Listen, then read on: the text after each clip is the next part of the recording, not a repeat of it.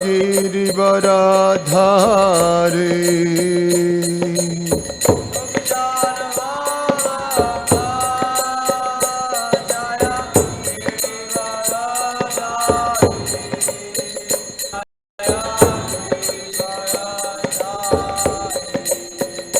Jaya Jashodanandana Jaya Braja Janaranjana Jaya Braja Janaranjana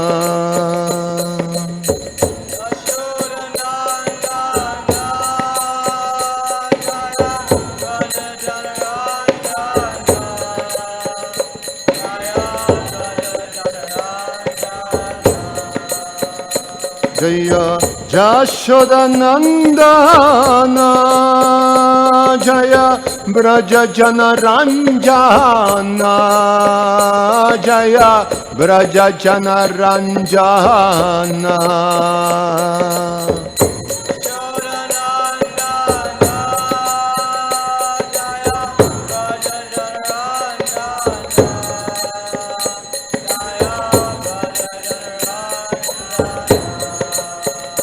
Jaya Jamuna Tiravanachari Jaya Kunja Bihari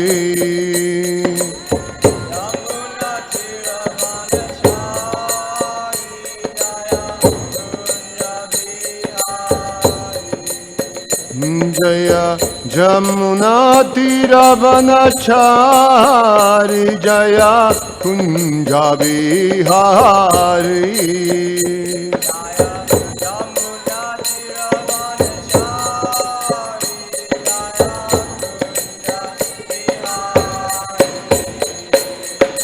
Jaya Radha Madhava Jaya Kunja Bihari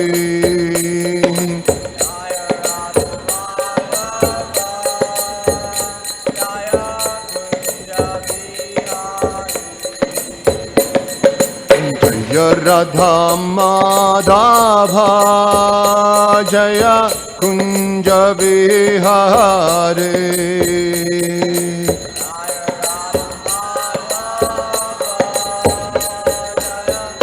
Kunja Bihari Jayam Vishnupad Paramahansa Parivrajagacharya Astotara Satashi Srimad His Divine Grace A.C. Bhaktivedanta Swami Srila Prabhupada ki Ananta Koti Vaishnava Vrinda ki ISKCON Founder Acharya Srila Prabhupada ki Grantara Srimad Bhagavatam ki Nitai Gaura Premanandi. All glories to the assembled devotees. All glories to the assembled devotees. All glories to the assembled devotees. All glories to Shishi Guru and Shri Gauranga.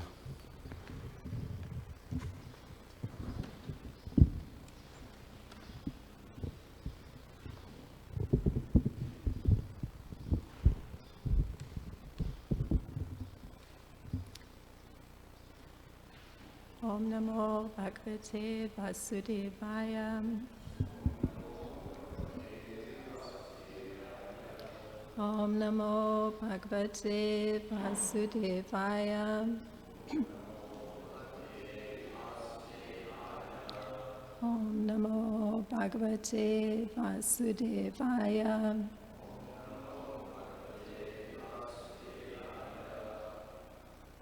So we're continuing with Gajendra Returns to the Spiritual World. It's Canto 8, Chapter 4, Text 13.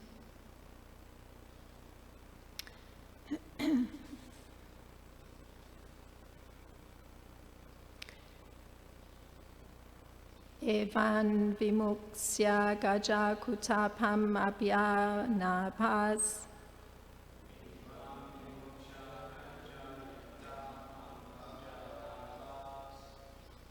Tenapi pas shadagatim gamitena yuktaha.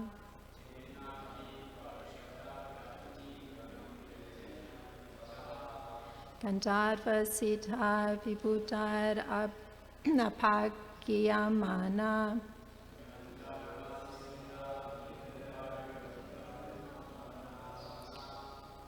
Karmat bhutam svabhavanam karna dashanogat.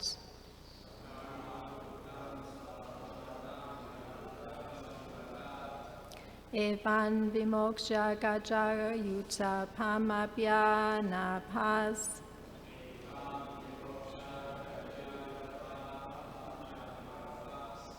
Tenapi parsada gatim gamitena yuktaha.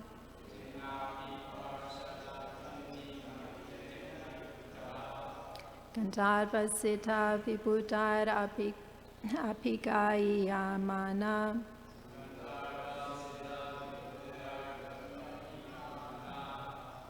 Karma bhutam svabhavanam garudashanogat.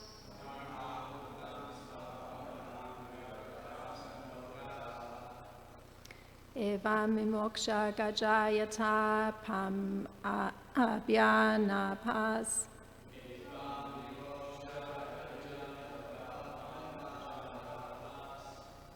Tenapi pasadagatim ganitena yaktaha.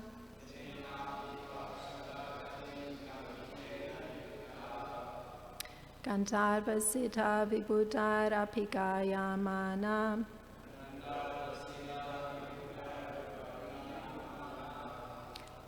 Kurmat bhutam svabhavanam garudashanogat.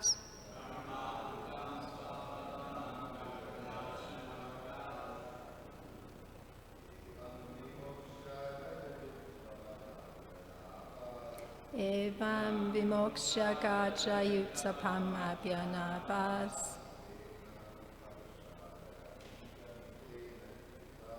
Tenapi pasadagatim gamitena yuktaha.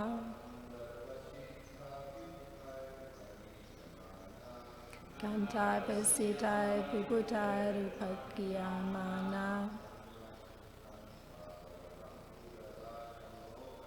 Karmat bhutam svabhuvanam garudashanogat.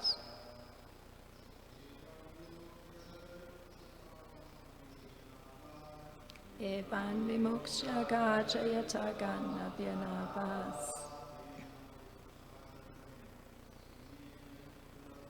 Tenapi pasadagatim gamitena yuktaha.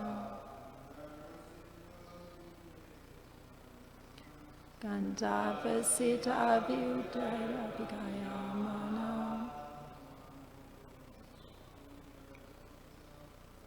Ma bhutam svabhavanam garudashanogat.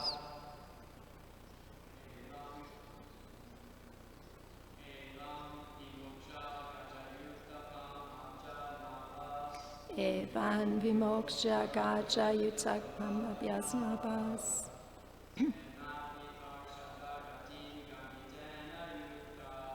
Tenapi pasadagatim gamitena yuktaha.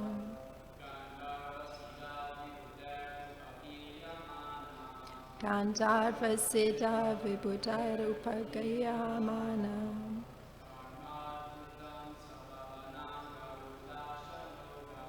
Karma bhutam svabhavanam garudashanogat.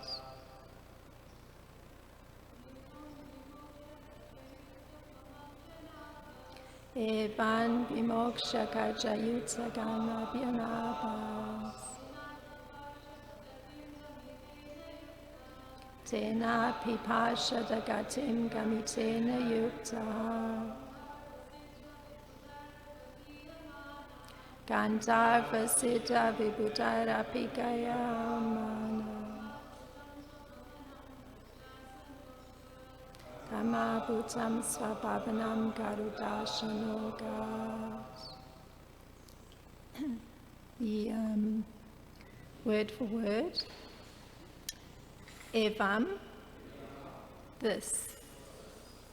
Vimoksha, delivering. Gajayutapam, the king of the elephants. Gajendra. Abhyanapaha, the Supreme Personality of Godhead, from whose navel sprouts a lotus flower. Tena, by him, Gajendra. Api, also. Pashadagatim, the position of the Lord's associate. Gamitena, who had already gotten. Yukta, accompanied. Gandharva, by the denizens of Gandharva Loka. Siddha, the denizens of Siddha Loka. Vibhuddhai, and by all great learned sages. Upagiyaman, were being glorified. Karma, whose transcendental activities. Adbhutam, all wonderful. Svabhavanam, to his own abode. Garuda Asana, sitting on the back of Garuda. Agat, returned. Translation. Upon delivering the king of the elephants from the clutches of the crocodile and from material existence, which resembles a crocodile, the Lord awarded him the status of Sarupya Mukti. In the presence of the Gandharvas, the Siddhas, and the other demigods who were praising the Lord for his wonderful transcendental activities, the Lord, sitting on the back of his carrier, Garuda, returned to his all-wonderful abode and took Gajendra with him. Translation was that, and the purport. In this verse, the word vimoksha is significant. For a devotee, moksha or mukti, salvation, means getting the position of the Lord's associate. The impersonalists are satisfied to get the liberation of merging in the Brahman effulgence. But for a devotee, mukti, liberation, means not to merge in the effulgence of the Lord, but to be directly promoted to the Vaikuntha planets and to become an associate of the Lord. In this regard, there is a relevant verse in Srimad Bhagavatam 8.4.13. Tate nukampam shushamikshamano bunjana evatma krita vipakam kritvag vapurhir viradan namaste jiveto yo mukta pade sa dayabak. One who seeks your compassion and thus tolerates all kinds of adverse conditions due to the karma of his past deeds, who engages always in your devotional service with his mind, words, and body, and who always offers obeisances unto you, is certainly a bona fide candidate for liberation. A devotee who tolerates everything in this material world and patiently executes his devotional service can become Mukti Pade, Sadhya Bak, book, Sadhya book, a bona fide candidate for liberation. The word Daya Bak, refers to a hereditary right to the Lord's mercy. A devotee must simply engage in devotional service, not caring about material situations. Then he automatically becomes a rightful candidate for promotion to Vaikuntha Loka. The devotee who renders unalloyed service to the Lord gets the right to be promoted to Vaikuntha Loka, just as the son inherits the property of his father. When a devotee gets liberation, he becomes free from material contamination and engages as a servant of the Lord. This is explained in Srimad Bhagavatam. Muktir hitvanyata rupam svarupena vyavastitihi. The word svarup refers to Svarup Mukti, going back home, back to Godhead, and remaining the Lord's eternal associate, having regained a spiritual body exactly resembling that of the Lord, with 4 hands holding the Shankh, Chakra, Gada, and Padma. The difference between the mukti of the impersonalist and that of the devotee is that the devotee is immediately appointed an eternal servant of the Lord, whereas the impersonalist, although emerging in the effulgence of the Brahmajyoti, is still insecure and therefore generally falls again to this material world. Aruha krichena param padam tata patanti adho nadrita yasmat angrayaha. That's Bhagavatam 8.4.13. Although the impersonalist rises to the Brahman effulgence and enters into that effulgence, he has no engagement in the service of the Lord, and therefore is again attracted to materialistic philanthropic activities. Thus, he comes down to open hospitals and educational institutions, feed poor men, and perform similar materialistic activities, which the impersonalist thinks are more precious than serving the Supreme Personality of Godhead. Anadrita yusmad anigrayaha. The impersonalists do not think that the service of the Lord is more valuable than serving the poor man or starting a school or hospital. Although they say, Brahma satyam jagan mitya, Brahman is real and the material world is false, they are nonetheless very eager to serve the false material world and neglect the service of the lotus feet of the Supreme Personality of Godhead. Om Jnanatimrandasya Gananjana Shlakaya Chakshur Unmilitam Yena Tasmai Shri Gurave Namaha Vanchakalpatarubhyascha Kripa Sindhubhyevacha Patitanam Pavanebhyo Vaishnebhyo Namo Namaha. Jai Shri Krishna Chaitanya Prabhu Nityananda Shri Advaita Gadadhar Shri Asadi Gaura Bhaktavrinda. Hare Krishna Krishna Krishna Hare Hare, Hare Rama, Rama Rama, Hare Hare.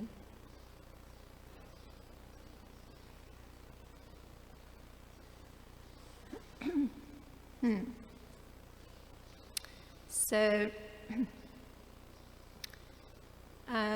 this particular verse in the purport has a prayer by Lord Brahma that's being quoted. And this particular prayer is being quoted in order to explain the position of the devotee in relation to his receiving liberation or being promoted to the Vaikuntha planets. So that particular prayer, Tate Nukampam Shushamikshan Tano Bunjana Evatma Kritam Vipakam Hridvag Vapurhir Viradan Namaste Jiveto Yo Muktas Pade Sadaya Bak. My dear Lord, this is the exact translation, one who earnestly waits for you to bestow your causeless mercy upon him, all the while patiently suffering the reactions of his past misdeeds and offering you respectful obeisances with his heart, words, and body, is surely eligible for liberation, for it has become his rightful claim. So that was in the 10th chapter of the Srimad Bhagavatam, the 10th canto, 14th chapter and 8th verse. So, the devotee's position is one where the devotee is very seriously and intently waiting for that kindness of the Lord while he's suffering. And that suffering is the effects of previous sinful activity. So the suffering's going on, but at the same time, the devotee is very intently waiting for the Lord's kindness. So if one were to define that previous sinful activity, then that definition would be, and these are the words of Krishna, living only for the satisfaction of the senses. So that's the broad definition. And that's from Bhagavad Gita in the 3rd chapter in the 16th verse. So that previous time of not having understood nature's law, that having a human life is meant for self-realization. So in the present time, the devotee finds satisfaction in the acts of Krishna consciousness, and he also has to suffer sometimes punishments that have been arranged by Lord Krishna to remove those last traces of that enjoying spirit. So those traces of previous sinful mentality, they're all in the mind, and the Lord's arrangement, often externally, it looks like a sinful reaction. So Srila Prabhupada writes that the particular punishment that's given for a sinful activity is specifically designed to curtail the mentality that produced the activity. Now, Gajendra, much earlier on, when we first got exposed to him, he was compared to a human, and these were the words used to describe him, who lacks spiritual knowledge. That means that he didn't know that life was meant for self-realization. And he's also described, and these were the words that we used to describe him, as being too attached to his family members. That was in the second chapter. Thus, one could infer that Gajendra's enjoying spirit was very evident. Indeed, there's descriptions that bear this out. So here's one of those descriptions. Surrounded by the herd's other elephants and followed by the young ones, Gajapati, the leader of the elephants, made Trikuta mountain tremble all around because of the weight of his body. He was perspiring, liquor dripped from his mouth, and his vision was overwhelmed with intoxication. He was being served by bumblebees who drank honey, and from a distance he could smell the dust of the lotus flowers, which was raised from the lake by the breeze. So the very description, the nature of the description makes it evident that enjoying spirit of Gajendra. So the punishment that King Indradumya received to take on this body of a dull elephant, Gajendra, was in the form of the curse issued by Agastya Muni. And now, King Indradumya had in fact been very ecstatically meditating on the Supreme Personality of Godhead, but he failed to pay heed to the presence of a saintly personality and the various brahmanas accompanying him, the disciples of Agastya Rishi. So his particular offense, if one were to look at it that way, was the failure to show proper etiquette. So he failed to offer a proper reception to the great sage and his disciples.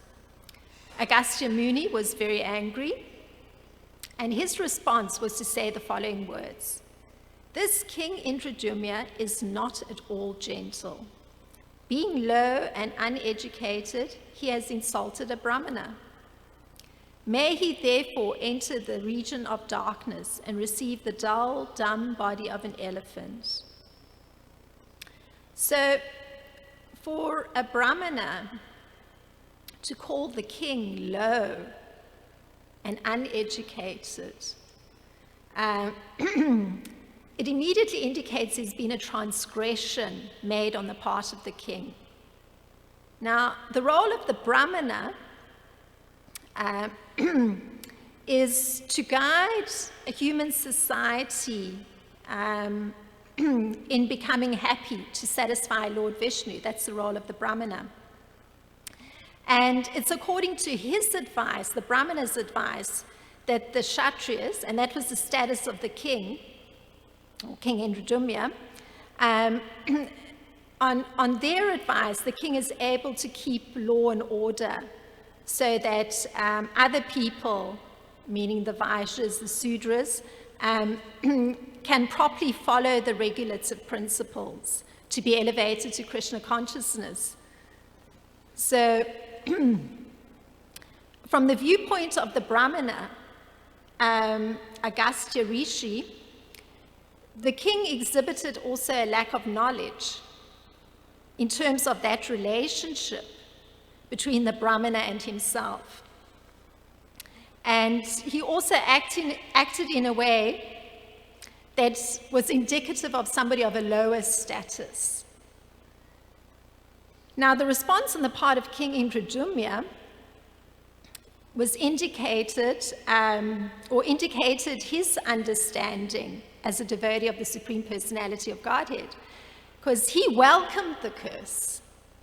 So, and the reason he was able to welcome the curse as a devotee of the Supreme Personality of Godhead is that he was aware that nothing could occur without it being the specific desire of the Supreme Personality of Godhead. So, in actuality, the king wasn't at fault. That's the interesting part. And this is mentioned in a different section of the Bhagavatam. In the 7th canto, the 4th chapter, there's a verse. He considered this occurrence to be due to his past misdeeds.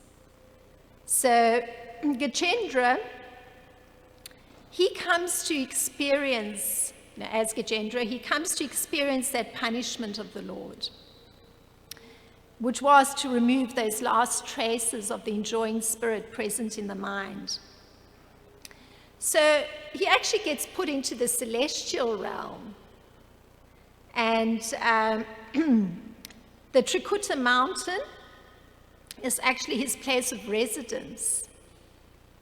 And it's described again, just thinking, the arrangement has been made to remove whatever enjoying spirits is in the mind, but look at the description of where Gajendra actually is placed, or Lord Indradyumna in his form as Gajendra. Many lakes and rivers with beaches covered by small gems resembling grains of sand. The water is as clear as crystal, and when the demigod damsels bathe in it, their bodies lend fragrance to the water, and the breeze thus enriches the atmosphere. So even in that realm, Gajendra was actually being protected by the devotional service he'd done previously. And the protection that's given to a devotee that falls down, which you could say was the case with King Indradyumna, is explained by the demigods in one section of the Bhagavatam. And they say, O Madhava, Supreme Personality of Godhead, Lord of the Goddess of Fortune, if devotees completely in love with you sometimes fall from the path of devotion, they do not fall like non-devotees, for you still protect them. Thus they fearlessly traverse the heads of their opponents and continue to progress in devotional service. That's in the 10th canto, the 2nd chapter, where the demigods are praying to Lord Krishna. So it is that strong attachment to the Lord that gives the protection, because that's the connection in the relationship. The attachment leads to the protection, the reciprocal protection. And Gajendra is allowed, that protection becomes manifest because Gajendra is allowed to remember his relationship with the Lord. So much so that he even acknowledges, in his body as an elephant, he acknowledges his impediments in that relationship. And these are his words. My Lord, those who are completely free from material contamination always meditate upon you within the cause of their hearts. You are extremely difficult to attain for those like me who are too attached to mental concoction, home, relatives, friends, money, servants and assistants. So Gajendra is even able to acknowledge those impediments in the relationship.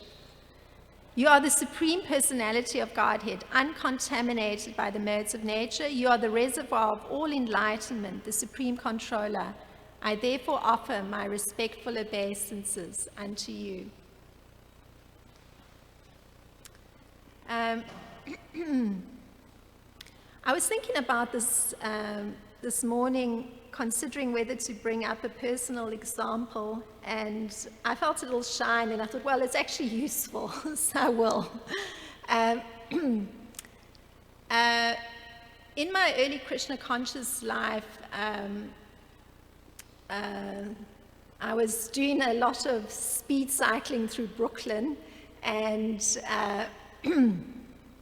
I had to take a main thoroughfare always to get to the temple, and one particular morning, some huge truck didn't see me and knocked me down, and so there was some suffering that followed on that, like some skin getting severed, and it was very interesting, the experience, because I was very convinced that this was actually obviously the result of some previous sinful activity. So I completely accepted it. In fact, just because I accepted it, I was able to look at, the body in a sort of hurt condition in a very detached way. It was sort of interesting. I thought, oh, this is how the body's designed inside. Very interesting. And then over time, through the shift that happens with some damage to the body, that things slow down, one has to contemplate things more. I became even more aware of how I was being protected. I saw it as, the most extraordinary opportunity to actually, stop that usual passionate way of functioning and actually be more peaceful and contemplative. So I would say that certainly just having an understanding, well, firstly an acceptance that there's some kindness in having to get some reaction. I mean, I can't say that I understood at that time that it was a specific arrangement for me, but subsequently I did. And just the acceptance and the confidence that I was being protected made it very apparent that it was an extraordinary arrangement to look more internally and stop the external passionate functioning. So I was very grateful. So now if we go back to Gajendra, there's a connection that he has to Lord Narayan, and this is because at that time, as King Indrajumna, he was meditating on the Supreme Personality of Godhead. And we can understand that just because he was meditating on the Supreme Personality of Godhead, the consequence would be that transcendental love would arise. And there's some evidence for this, because Krishna himself says it, actually addressing the gopis, but I'm going to use his words because I think it's relevant here. Krishna says, transcendental love for me arises by the devotional processes of hearing about me, seeing my deity form, meditating on me, which is King Gajendra, and faithfully chanting my glories. The same result cannot be achieved by mere physical proximity. That's again from the 10th canto of Bhagavatam, the 29th verse. Nectar of Devotion tells us that when a devotee is found to be always in association with the Lord, which is something that what we were witnessing with Gajendra through his prayers, it's to be understood that that position was awarded by Lord Krishna. And it was coming from Lord Krishna's great kindness. So that transcendental love that brought Lord Narayan to Gajendra, allowed Gajendra to attain one of the 4 kinds of Vaishnava liberation. And in his particular case, the kind he received was achieving the bodily features of the Lord. And the others are residing where the Lord resides. Another one is attaining the eternal association of the Lord, and the other one is dwelling on the planet where the Lord resides. So the criterion that got met by Gajendra to achieve this liberation is that he exhibited a very profound veneration for the Lord. And this profound veneration allowed him to develop that love and affection. And also in the Nectar of Devotion, there's an explanation that having the mind always fixed upon the Lord is that devotional attitude that attracts the Lord. And Gajendra certainly showed that. He says, I offer my respectful obeisances unto the Supreme, the Super Soul, the Master of all mystic yoga, who's seen in the core of the hearts by perfect mystics when they are completely purified and freed from the reaction of fruitive activity by practicing bhakti yoga. So clearly he was in that position. His mind was completely fixed upon the Lord. So these are some thoughts on this particular verse of how it is that Gajendra came to this point of receiving liberation. If there's any thoughts to add.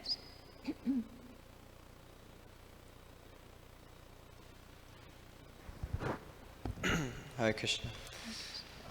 I have a question. One of the first points you made up about, or not made up, but made about how our difficult situations are specifically designed for us to learn from them, like the causes of those situations. I didn't hear perfectly. The difficulties that we experience are specifically designed for us to learn the lesson that caused those problems in the first place. I'm wondering how we get through the difficulties or how we learn from them. I'm wondering specifically if we're supposed to face them and understand them specifically, or we're more so like drown them out with Krishna conscious activities, like facing specific anarthas or difficulties within ourselves, or instead just focusing on Krishna, or maybe a little bit of both. Okay. So the question had to do with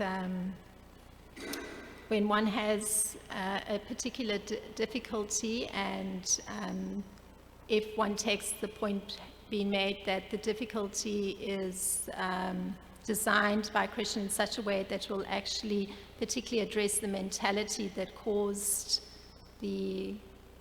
some problem itself. And if one should actually have one's focus just be on Krishna, or try and look at the anarthas or the causes of the difficulty, or a bit of both.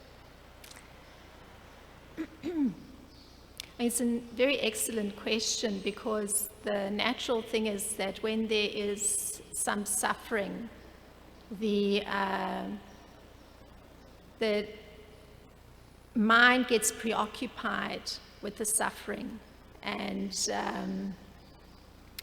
also there's various steps one has to take to even attend to the suffering. So, if it's some physical difficulty that comes, then, one may have to do certain exercises, or, take certain medicines. And then the part of, how do you actually keep the mind focused on Krishna, and are you in fact supposed to be looking at what is the particular mentality that is causing some obstruction in the relationship. At least I can say from my understanding that it's very much in the control of Krishna. So he exposes something that needs attention a little piece at a time, so it's never overwhelming.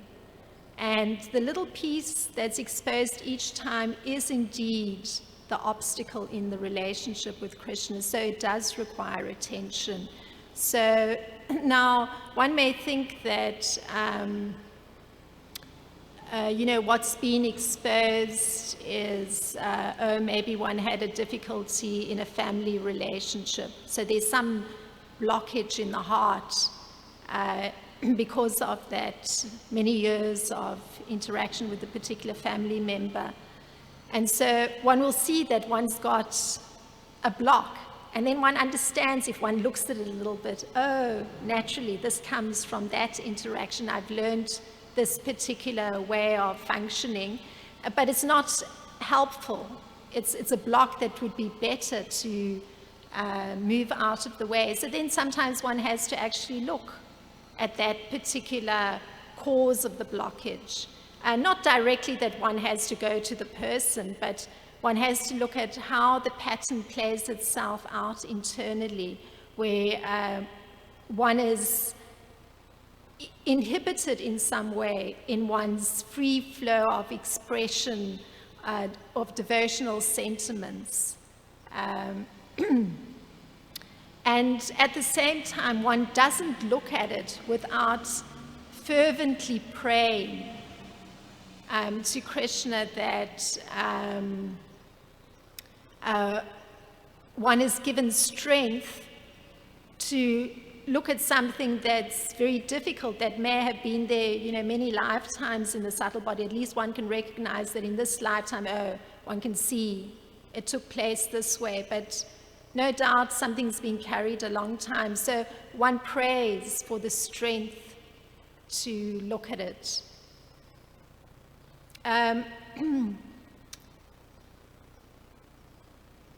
Yeah, it's part of no longer having emotional investment in that's the obstacle.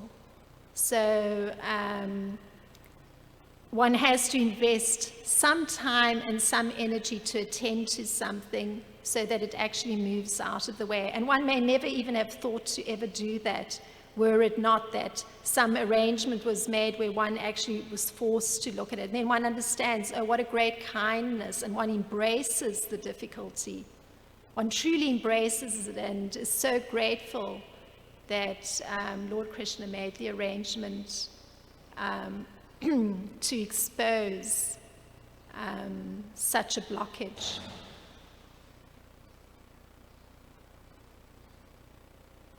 Some thoughts?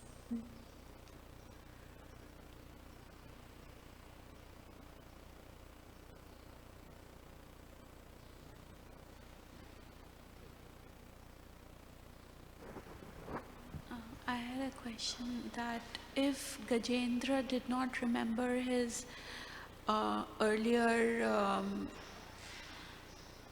constitution where he was praying to God, and just by the dint of his merits, would he have not automatically gained liberation? Like, not everybody is in a position to remember God constantly, but aren't they also supposed to get liberation based on their past merits, just like being good and following moral concepts and precepts, and not like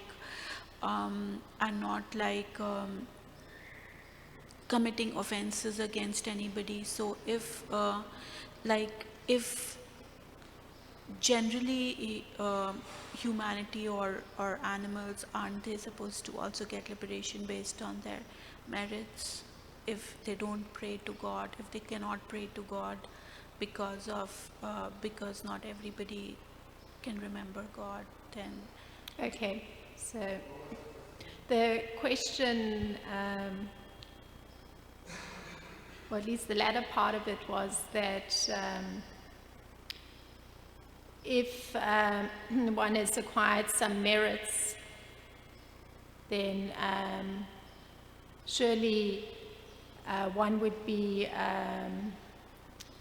eligible for liberation based on the merits. And the second part was that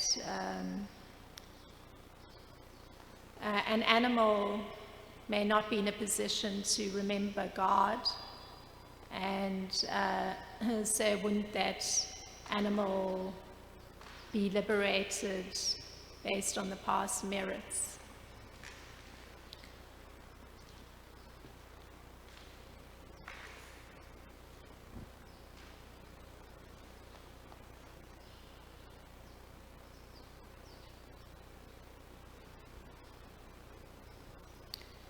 If one views the relationship that one has with the Supreme Personality of Godhead as a transactional relationship, where one performs some activity for the Supreme Personality of Godhead, with the understanding that now one has increased one's bank balance of pious credits, then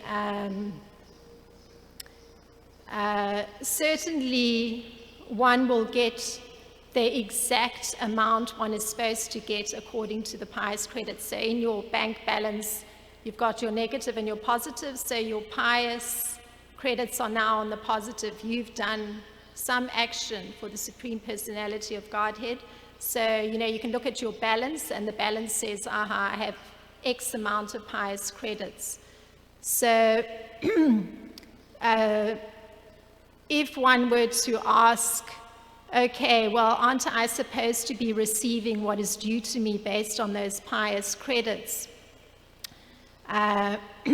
Yes, that is up to the Supreme Personality of Godhead to award or not award. And generally, if it's not done as in a devotional spirit, then the pious credits just automatically accrue, and the impious acts also accrue, because it's two ways. It's not exclusively that the pious credits are accruing. Then that gets taken care of through his agents. He doesn't have too much hand in that. But certainly there's a record is made that is there, and there is it's not possible to cancel out the impious acts with the pious acts. One has to actually go through the reaction of both, because of the fact that the action was not performed in a spirit of devotion to the Supreme Personality of Godhead. So that's the missing ingredient. So liberation, certainly the Vaishnava liberation is to be an associate of the Lord. So how can one even talk about being an associate of the Lord if one's mentality in performing service to the Lord is completely devoid of any devotional sentiment? It's merely a transaction. So one can't even enter into the discussion of liberation. But in the case of Gajendra, he may have been in the body of an elephant, but by virtue of the fact that the entire arrangement made for him was due to his devotion to the Supreme Personality of Godhead, his meditation on the Supreme Personality of Godhead in his prior life Um, it means that he actually was carrying the transcendental pious credits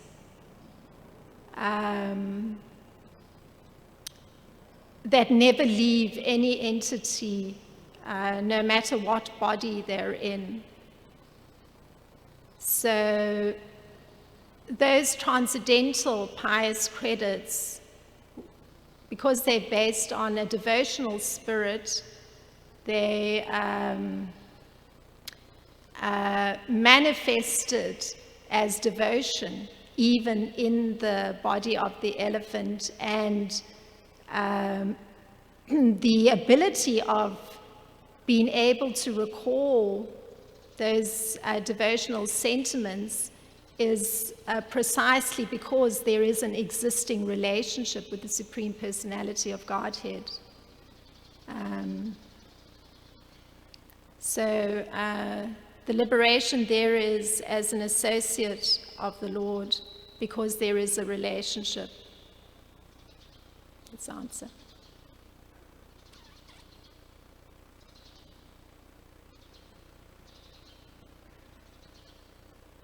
Okay, if there isn't anything else, thank you very much. Hare Krishna.